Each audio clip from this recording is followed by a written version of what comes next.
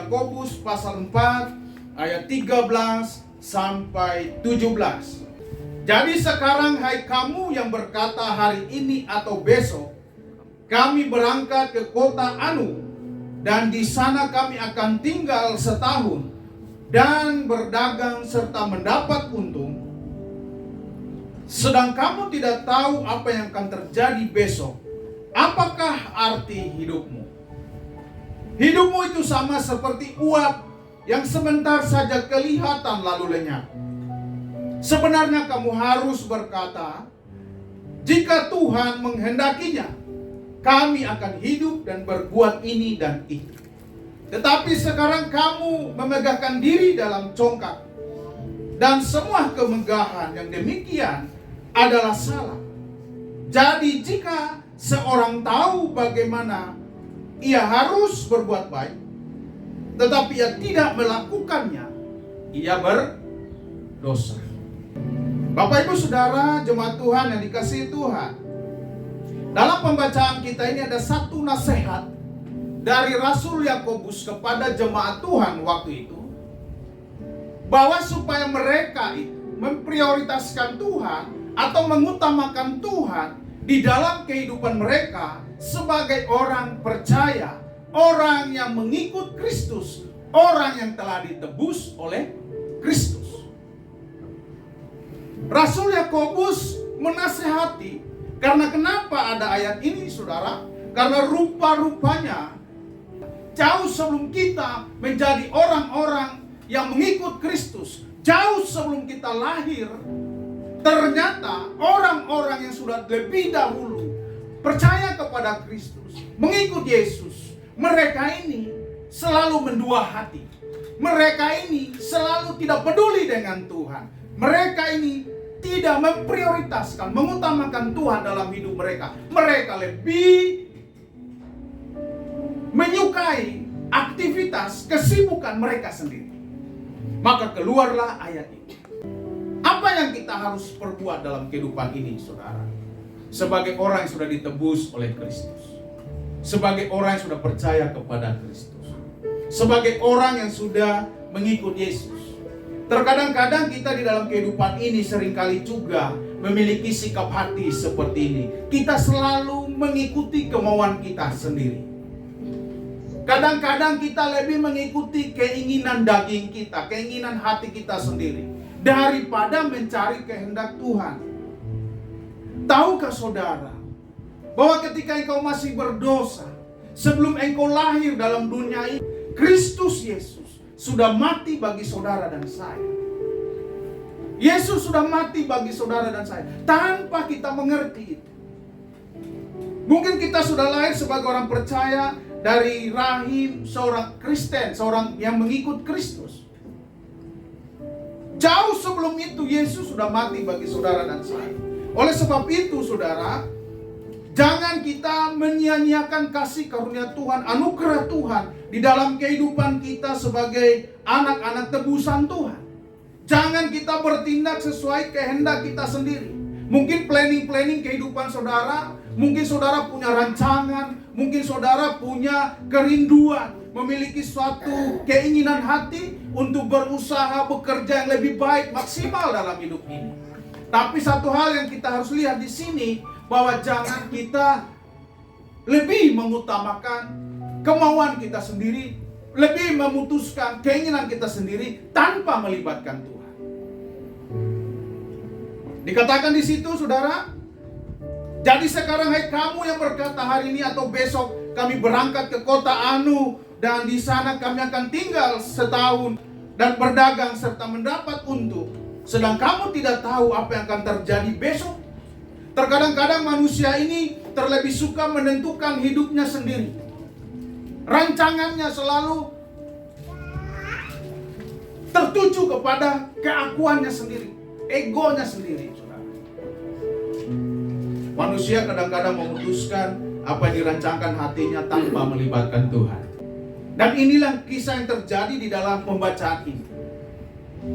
Yakobus bertemu dengan orang-orang seperti ini. Yakobus bertemu dengan orang-orang percaya waktu itu yang selalu mengikuti kemauannya sendiri tanpa melibatkan Tuhan. Saya ingin supaya kita selalu melibatkan Tuhan dalam kehidupan kita, selalu meminta Tuhan campur tangan dalam kehidupan kita, dalam apa yang kita perbuat, apa yang kita kerjakan. Mungkin kita merancang hari-hari ini apa yang kita mau kerjakan supaya hidup kita lebih baik. Mungkin ada planning dalam hati kita untuk melakukan sesuatu dalam kehidupan kita untuk menunjang kehidupan keluarga, ekonomi keluarga kita. Mulailah melibatkan Tuhan. Mulailah minta Tuhan campur tangan. Jangan melakukan berdasarkan kekuatan, kemampuan intelektual kita, kepintaran kita. Jangan mencoba melakukan berdasarkan kekuatan saudara sendiri. Tidak sedikit yang gagal dan tidak sedikit yang jadi kecewa dan akhirnya mempersalahkan Tuhan, padahal mereka tidak melibatkan Tuhan. Apa yang kau bisa, lakukanlah itu bersama dengan Tuhan. Saya tahu bahwa hari-hari terakhir ini adalah hari-hari yang mungkin tidak baik bagi kita, saudara. Kita banyak mengalami kesulitan ekonomi. Kita banyak mengalami hal-hal yang mungkin kita butuhkan secara finansial. Dan kita membutuhkan hal itu dan kita berusaha untuk mencukupkan hal itu. Tapi saya mau sampaikan, jangan kita melupakan Tuhan. Amin. Dari setiap apa yang saudara kerjakan dan lakukan. Semua kita yang hadir ini pasti membutuhkan. Mungkin datang dengan keuangan yang morat-marit hari-hari ini, saudara ya. Kita datang mungkin dengan susah, waduh, 1 bulan ini kok susah sekali keuangan, duit saya kok makin hari makin tipis, sementara pemasukannya sedikit. Jadi kalau orang berkata, waduh, keadaan baik-baik saja, keadaan aman-aman saja, karena saya percaya Tuhan. Saudara tahu, walaupun saudara percaya Tuhan, hari-hari ini akan ada waktu-waktu yang sulit, di mana anak-anak Tuhan juga akan diperhadapkan dengan keadaan yang mungkin tersulit dalam kehidupan. Banyak yang berkata begini, saudara. Dia berkata bahwa keadaan ini, saya percaya Tuhan pelihara saya. Semua Tuhan pelihara. Tapi ada masa di mana susah itu akan hadir, karena firman Tuhan juga mencatat hari-hari itu akan sulit, akan terjadi masa-masa yang sukar. Ini kita tidak bisa hindari. Tapi Tuhan mengajar kita bagaimana caranya supaya kita bisa bertahan di masa susah, di masa yang sulit, di masa yang tidak baik itu. Di bagaimana caranya supaya kita bisa melewatinya. Tuhan inginkan ketika hal itu terjadi, berjalanlah bersama Tuhan, melangkahlah bersama Tuhan, libatkan Tuhan dalam setiap apa yang kita hadapi. Itu yang Tuhan mau. Apa yang dikerjakan tanganmu, dibuat Tuhan berhasil. Karena kenapa? Engkau melibatkan Tuhan. Jangan andalkan kekuatan. Firman Tuhan sudah mencatat, terkutuklah orang yang mengandalkan kekuatannya sendiri. Orang yang mengandalkan kekuatannya sendiri adalah orang yang sombong, yang angkuh. Amin. Yang mengatakan aku bisa, aku mampu. Lihat aku ini, aku bisa lewati. Tetapi kenyataannya dialah orang sombong di hadapan Tuhan. Dan orang-orang seperti ini tidak akan bisa bertahan di masa-masa yang sulit. Dan teman saya berkata, Pak Asri, bagaimana ini? Kalau seperti ini tahun ini, maka semuanya bisa runyam. Usaha bisa ditutup, semuanya tidak bisa berjalan. Saudara, ketika masa-masa sulit yang mungkin Bapak Ibu Saudara hadapi, tetaplah andalkan Tuhan, prioritas utamakan Tuhan. Firman Tuhan tadi berkata, sedang kamu tidak tahu apa yang akan terjadi besok. Rancangan boleh banyak, mimpi boleh banyak, planning kita bisa besar, tapi kita tidak tahu apa yang akan terjadi besok. Mungkin kita berkata, aku kuat, aku sehat, aku bisa melakukan segala-galanya, aku bisa bekerja ini dan itu, dan aku bisa berhasil dalam hidup ini. Saudara, firman Tuhan berkata, kamu tidak tahu hari esok. Karena kenapa? Hari esok itu adalah misteri bagi kita sendiri. Tidak ada seorang pun bisa menambah sehasta hidupnya, kata firman Tuhan. Amin. Tidak ada seorang pun bisa memperpanjang umurnya di dunia ini. Sekalipun dia rajin olahraga, kalau memang waktunya mau diambil Tuhan, selesai. Kalau hari esok kita tidak bisa prediksi, kalau hari-hari kita tidak tahu kapan berakhirnya, kapan stop kehidupan itu sendiri, maka bijaklah kita. Maka pandailah kita di dalam hidup ini untuk melibatkan Tuhan di dalam seluruh langkah kehidupan kita. Amin. Kalau engkau bangun pagi, katakan Tuhan terima kasih hari ini karena engkau sudah menolong aku sepanjang malam dalam beristirahatanku. Sebelum juga engkau tidur, berbicara kepada Bapamu yang tidak kelihatan itu, dan engkau berkata, dalam tanganmu kuserahkan kehidupanku sepanjang malam ini. Karena banyak orang dipanggil Tuhan waktu tidur, saudara. Ada yang tidur tidak bangun-bangun lagi. Maka perlulah kita berdoa dalam hidup ini, saudara. Melibatkan Tuhan dalam setiap langkah hidup kita. Setiap detik, setiap menit, setiap jam. Kita harus melibatkan Tuhan. Amin. Supaya kenapa, saudara? Apabila ada hal-hal yang terburuk terjadi, kita tahu tujuan kita pasti. Hari esok saya pasti bersama dengan Tuhan. Amin. Jangan bertindak sesuai kehendak sendiri. Itu pesan firman Tuhan yang kita bisa pelajari hari ini. Pada ayat 13, ayat 14 dikatakan di sana, sedang kamu tidak tahu apa yang akan terjadi besok. Apakah arti hidupmu? Hidupmu itu sama seperti uap yang sebentar saja kelihatan lalu lenyap. Jadi hidup itu tidak perlu dibanggakan dan disombongkan. Karena kenapa? Hidup itu seperti uap.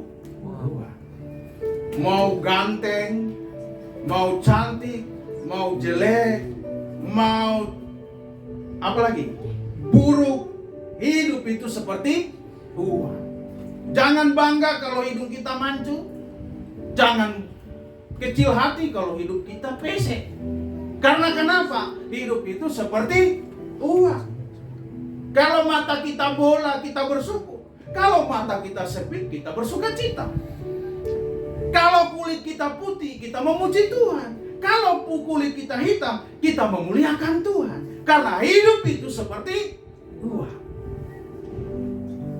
Nggak ada yang dibanggakan dalam hidup ini. Kalau kita pakai baju, sepatu, tas yang bermerek, bersyukurlah dengan Tuhan. Karena itu anugerah yang Tuhan berikan bagi kita di dalam kehidupan yang fana. Kalau engkau diberkati banyak uangmu, banyak berkatmu, melimpah kehidupanmu, bersyukurlah. Karena itulah bagianmu yang Tuhan kasih di dunia yang fana, di hidupmu yang fana. Kalau engkau juga mengalami kekurangan, engkau mengalami mungkin banyak hal yang kurang dalam hidupmu, bersyukurlah. Karena itu juga yang dianugerahkan Tuhan di masa-masa hidupmu yang fana. Tidak perlu bangga dalam hidup ini. Maka saya berusaha selalu tersenyum dengan semua orang. Sekalipun orang itu saya tidak kenal, saya senyum saja. Karena kenapa? Tidak ada yang harus dibanggakan. Semakin hari saya lihat diri saya di cermin, makanya saya jarang bercermin. Karena saya kalau lihat diri saya bercermin, saya jadi khawatir dan cemas. Kenapa? Kalau saya melihat cermin, dahulu gagah, dahulu ganteng, saudara. Sekarang saya lihat makin rapuh, makin ada keriput. Saya pikir hidup ini tidak akan bertahan. Saya perhatikan dengan seksama. Dan di rumah itu ada cermin yang panjang, anak saya pasang yang cewek. Jadi setiap lewat saya harus lihat diri saya. Dan anehnya, seperti saya diarahkan untuk melihat cermin itu terus. Setiap saya lewat saya harus menoleh. Saya heran, saudara. Tapi di dalam saya menoleh itu juga, saya lebih heran. Karena kenapa? Dahulu perut saya kempes, saudara. Bodi bagus. Kok sekarang jalan saya sudah mulai bungkus, saya lihat di dalam. Artinya tidak ada yang dibanggakan dalam hidup ini. Amin. Kalau engkau hari ini masih sehat, kuat, gagah, cantik, datang gereja, bersukacitalah. Akan ada masanya kita sudah mulai keriput. Kita lihat suami kita yang dulu maco, ada otot di tangannya, mulai lihat giginya sudah mulai ompong, aduh ini aku banggakan dulu. Nah, suami juga melihat istri, wah ini istri yang cantik, ini yang sudah saya banggakan dulu, begitu banyak direbut orang dan saya pemenangnya. Kita mulai melihat dia melebar kiri kanan, kita bersyukur. Waktu terus berlalu, umur terus bertambah, usia makin tua, semuanya akan berakhir. Oleh sebab itu, kalau kita menyadari hal ini, andalkanlah Tuhan. Karena dengan Tuhan, engkau pasti akan kuat selamanya. Rohmu, jiwamu akan kuat ketika engkau melangkah bersama Tuhan. Nah saudara, saya kasih dalam Tuhan, jangan bertindak sesuai kehendak sendiri, kemauan sendiri. Jangan meremehkan kuasa Tuhan dalam hidup kita. Jangan menganggap rendah kekuatan kuasa Tuhan. Kalau saudara dan saya ada hari ini, semua karena kuasa Tuhan. Hidup suatu misteri yang kita tidak paham di dalam kehidupan ini. Makanya pengkhotbah tidak salah berkata, ada waktunya untuk menangis, ada waktunya untuk tertawa, ada waktunya untuk sakit, ada waktunya sembuh dari sakit, ada waktunya berjalan, ada waktunya diam, ada waktunya menanam, ada waktunya untuk mencabut, ada waktunya hidup, ada waktunya mati. Segala sesuatu ada waktu. Ada waktunya kita berjuang untuk menghidupi keluarga kita. Ada waktunya kita tidak bisa lagi menghidupi keluarga kita. Ada waktunya kita kuat mencari uang. Ada waktunya kita tidak bisa lagi mencari uang. Kalau waktunya itu engkau diberi kekuatan untuk mencari uang, mencari kehidupanmu, maka pergunakanlah itu semaksimal mungkin, sebijak mungkin. Mulailah menabung, mulailah engkau manage kehidupanmu. Tabunglah sedikit demi sedikit, maka akan menjadi bukit-bukit. Jangan dapat satu hari 100.000 dihabiskan semuanya. Berusahalah untuk mengimbangi pengeluaran saudara. Hari-hari ini kita harus belajar bijak.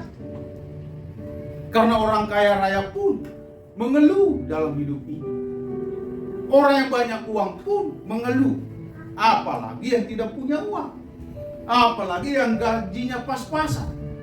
Apalagi seperti gembala, bapak pendeta yang tidak punya gaji, pasti mengeluh. Kenapa? Karena ada kebutuhan itu. Kalau tidak tahu memanage kehidupan, maka habislah kita. Saya terlalu percaya, kalau kita berjalan bersama Tuhan, hidup kita taruh dalam tangan Tuhan, maka Dialah akan menuntun kehidupan saudara.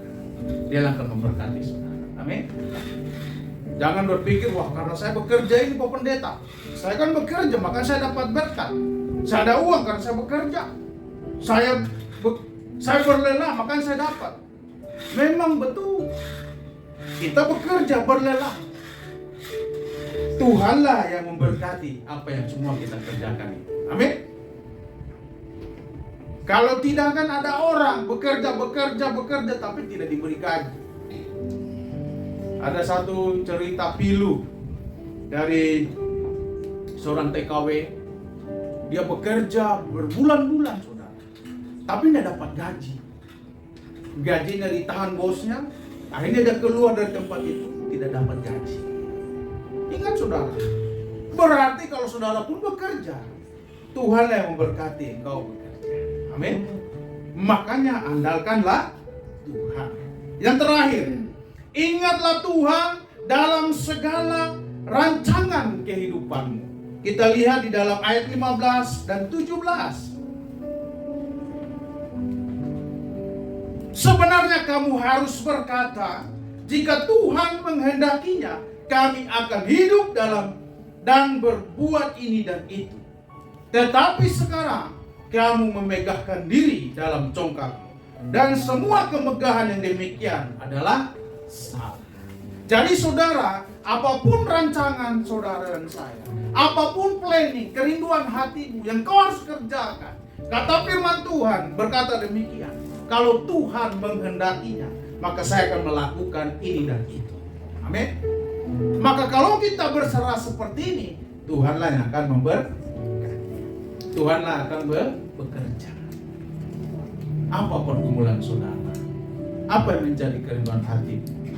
Katakan kepada Tuhan, Tuhan, kalau Engkau kehendaki, hari ini saya mau melakukan ini. Amin. Hari ini saya mau bekerja ini. Kalau Tuhan menghendaki, saya percaya semua akan baik-baik saja. Kalau Tuhan berkehendak, maka semuanya akan indah. Kalau Tuhan yang bekerja, maka semuanya akan menjadi lebih nikmat. Karena kenapa? Melangkah bersama Tuhan, ada janji Tuhan yang diberikan bagi orang percaya. Orang yang mengandalkan Tuhan tidak akan dibiarkan. Orang yang takut akan Tuhan tidak akan ditinggalkan. Keturunannya akan mewarisi bumi. Itu kata firman Tuhan. Andalkan Tuhan mulai hari ini. Libatkan Tuhan. Libatkan Yesusmu dalam setiap langkah kehidupan. Apapun keputusan yang kau ambil, izinkan Tuhan bekerja di dalam kehidupan. Maka Dia akan memberkati saudara. Amin. Tuhan Yesus memberkati kita. Jadikan firman Tuhan ini sebagai pedoman dalam kehidupan kita. Prioritaskanlah Tuhan dalam kehidupan saudara dan saya. Utamakanlah Tuhan Yesusmu dalam setiap aspek kehidupan. Jangan melangkah berdasarkan kekuatan kemampuanmu. Melangkahlah bersama Tuhan di tahun-tahun yang mungkin sulit, yang mungkin sukar yang kita lewati. Melangkahlah bersama Tuhan. Mari kita bangkit berdiri, kita berdoa.